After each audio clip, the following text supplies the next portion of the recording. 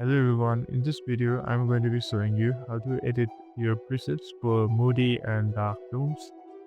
So as you can see here, let's open up the Lightroom app and then select any dark images that you want to edit on. So for me, I'll choose this one over here. So what you have to do is go over to the edit tab over here and then go to the effects. Now you're here, you have to change the exposure now, so increase it by around 30 and then increase the contrast by up 20, and then the highlights it will it by 34, and then you have to decrease the shadows by 20, and then the whites by 10, and lastly the blacks by 35. So what this does is it slightly darkens the overall image for a gloomy feel, and it also deepens the shadows to create a mysterious vibe. And along with that, it reduces the highlights to avoid the bright distractions. So next up, go over to the color section over here, and then decrease the temperature by 5,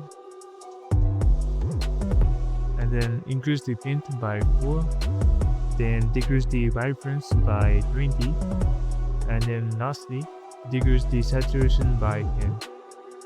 So this removes the warmth so that it empathizes the stormy mood, and also it also desaturates to give a darker emotional tone. Next up, what you have to do is go over to the effects button over here, and then increase the texture by 10, clarity by around 14, DH by 20, and lastly you can change the vignette by 15.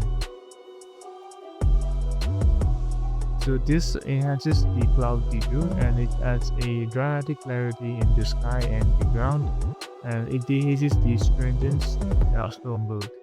So last up, go to the details and then increase the sharpening by 25.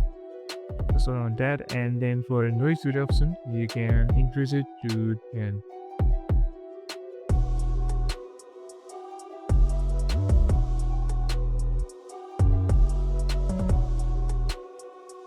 And yeah, I think this is it for the video today. And if you want to look at the original image, then you can simply tap and hold on the image over here and to show you the before image.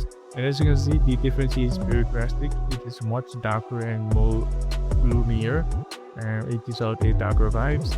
And if this video has helped you, please leave a like and subscribe to the channel. And if you have any questions, then you can leave them down in the comments below and I will be answering them. And thank you very much for watching.